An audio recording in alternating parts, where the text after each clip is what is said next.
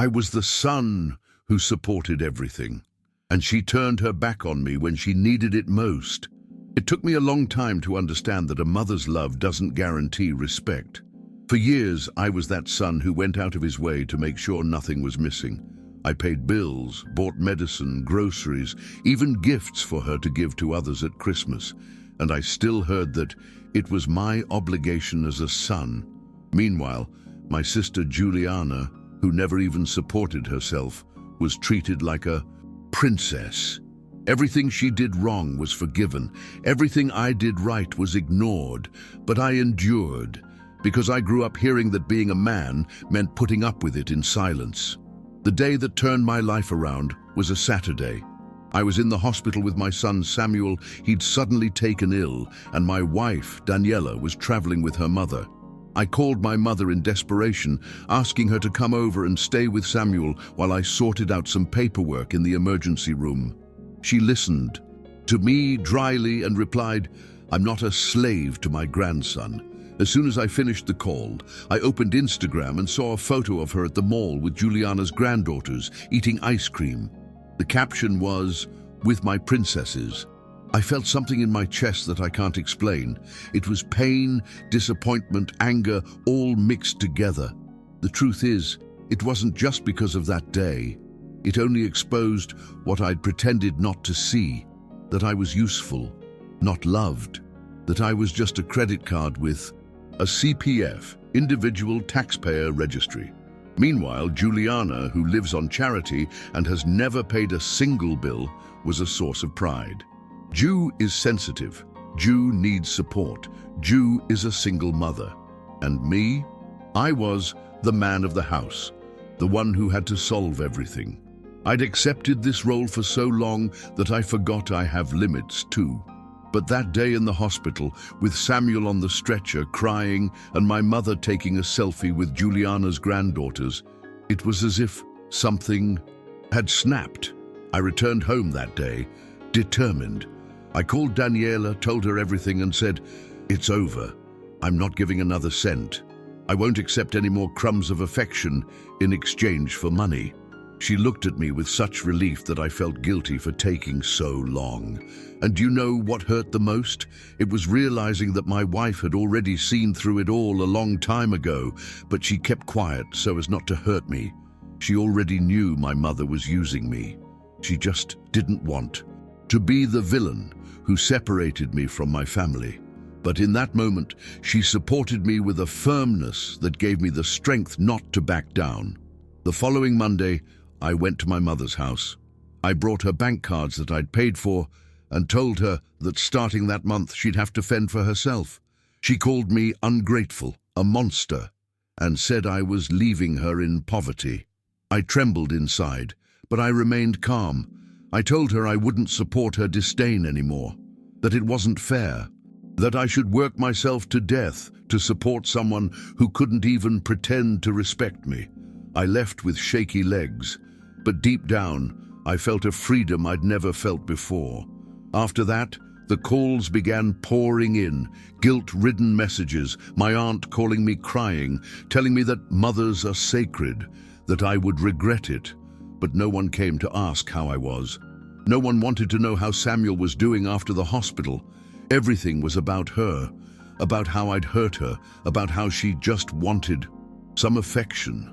But when it was me asking for help, she didn't have time, or worse, she had time but not for me. And that's when I realized I was never first nor second. At most, I was the useful spare tire. The first few weeks were tough. I felt guilty, wondering if I was overreacting, if I was being a bad son. But every time I looked at my smiling, healthy son and saw Daniela's peace in the house, I remembered why I'd done it. I was finally fully a father and husband, no longer carrying a burden that wasn't mine. I started sleeping better and stopped taking anxiety medication. I discovered I lived in a constant state of tension, thinking my mother could freak out at any moment if I didn't do what she wanted. I won't lie, there are days when it still hurts. Sometimes I find myself looking at old photos, missing something that perhaps never really existed. But the difference is that now I no longer abandon myself to please others. Putting my family first wasn't selfish. It was survival. And if I had understood this sooner, I would have avoided years of frustration, of humiliation disguised as obligation. But it's never too late to free yourself. One day, shortly after the cut, my sister showed up at my house. Not even to check on Samuel. She came to try to convince me to go back. She said my mother was sick with grief, that I had ruined her health, that if anything happened, it would be my fault. It was at that moment that another realization hit me. They only come to me when they want something. It's never about me. It's never out of concern. I listened to it all in silence, and for the first time, I didn't feel small. I told Juliana that if she thinks my mother is so wonderful, she should take over her bills too. Do you know what she said? That she couldn't, that she was already fed up with her own daughters, that her life was hard. That's right. Her life is hard. Mine was an obligation. I left that conversation feeling light-hearted, even with a heavy heart, because I understood that I was convenient, not wanted. And it's hard to accept that, especially when it involves your own family. But it was liberating. It was like I'd finally turned off a machine that had been draining me dry for years. I'm not saying it's easy, but it's possible, and more, it's necessary. We grow up hearing that family is everything, that mother is mother, as if that meant accepting everything in silence. But love isn't a passport to abuse. True love doesn't nullify another person's dignity. I spent years thinking my worth was based on how much I could offer. When I stopped giving money, they stopped calling me. This made me rethink everything. Was that really love? Or was it just dependence? To this day, my mother hasn't come to see her grandson.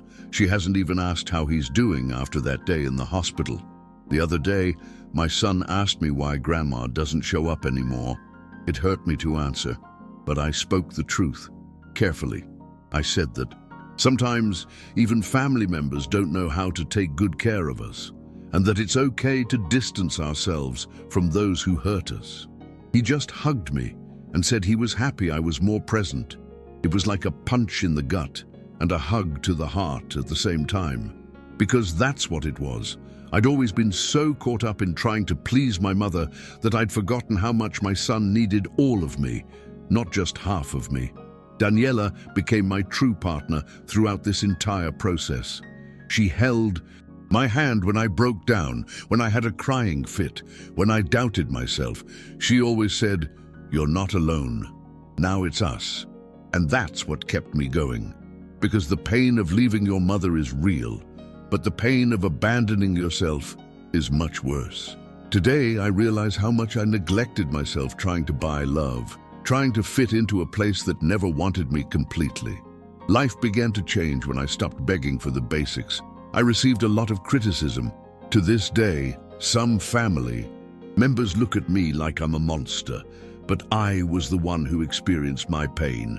I was the one who held the fort when my mother spent beyond her means and had the money left over for me. I was the one who had the courage to stop the cycle. And you know what? I'm proud of that. Because today, even without the family's congratulations, I sleep peacefully. And that, to me, is worth more than any approval. I no longer live trying to prove anything. I only live trying to be better for my son. And that's more than enough. Over time, I came to understand that cutting ties is also a form of love, self-love. Love for my new family, love for my sanity. And I began to rebuild what was left in ruins within me. I started therapy, grew closer to Samuel, and began working with greater focus.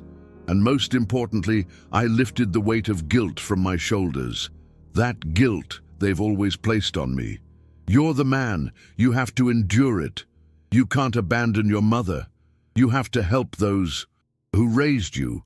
But who helps me? I only realize now at 34 that we owe nothing to those who don't respect us. That respect is the bare minimum, and that obligation without affection becomes a prison. Today, I'm a freer, more whole person. Sometimes I still feel the absence of something I never had, and it's confusing. But when I look at my home, at my son's smile, at my wife's look of relief, I understand I made the best decision of my life. Cutting it off was hard. Keeping it was even harder. But I wouldn't trade this peace for anything. Some friends drifted away after learning I'd cut off contact with my mother. People I thought knew me, but only saw from the outside. To them, I was the rebellious son who abandoned his mother when she needed her most. No one saw that she was never there when I needed her, but that's okay. Today I understand that those who judge from the outside will never understand what we carry inside. I stopped trying to explain myself to those who only want to criticize. Now I focus on those who support me, those who listen to me, those who walk by my side, even when they don't understand everything. There was also a difficult time with my wife. One night, we were talking, and I ended up taking out some old anger on her. I spoke loudly. I was unfair. I realized right away that it was a reflection of the environment I'd lived in for so long. By swallowing so much, by trying so hard to please my mother, I'd become a bomb ready to explode. I apologized. I apologized sincerely, and she hugged me and said, "That's why we're here, to heal together." Then I realized that the process of liberation is painful, but it also transforms us for the better. One Sunday, Daniela and I took Samuel for a bike ride in the park. It was a simple thing, but when I saw him laughing, falling and getting up again, fearless, just enjoying the freedom, I felt a lump in my throat. It was as if I was seeing what I wished I had experienced with my parents. A present father, a carefree childhood without pressure or comparison. And then I decided that my son would never have to choose between being loved and being useful. That he would grow up knowing he was valuable simply for existing, because that's what every child deserves. Sometimes we think that cutting off contact with someone is synonymous with hate. But in my case, it was out of love. Love for myself, for my wife, for my son. I tried everything before walking away. I tried to talk, understand, forgive, insist. But when someone doesn't want to change, we have to change what's within our reach, our limits. I didn't want to distance myself from my mother, but she chose to continue treating my sister as a priority, even when it cost me my dignity, so I had to choose myself. For the first time, today my mother no longer speaks to me, not even a happy birthday, not even a question about her grandson. Sometimes it hurts, yes, even more so when a special date arrives. But at the same time, there's a silent peace I've never felt before, a lightness in knowing I'm no longer trapped in a relationship that only hurt me. The longing that hits me from time to time isn't for the person she is, but for the idea of the mother I wish I'd had. And that's okay. We learn to live with it, with the absence, with the longing for what never was. If I could go back in time, I would have freed myself sooner. But I know that each stage was necessary for me to see everything clearly. For me, to understand that family isn't someone who demands, drains, and then blames you. Real family is someone who loves, welcomes, and respects you. Today, my home is my refuge. Daniela is my true partner. Samuel is my pride. And me, I'm rebuilding, learning to be a light, present, and self-honest man, a father who chooses to love with truth, not obligation. I share all this here because I know there are many people going through something similar and thinking they're the only ones. They're not. There are many people being sucked into toxic family relationships and carrying guilt that shouldn't be theirs. I know the weight it is. I know the loneliness it causes. But I also know the relief that comes after you choose to break free. It's not easy, but it is possible, and it's worth every tear, because the peace of being who you are, without fear, is priceless, and no one should live without it.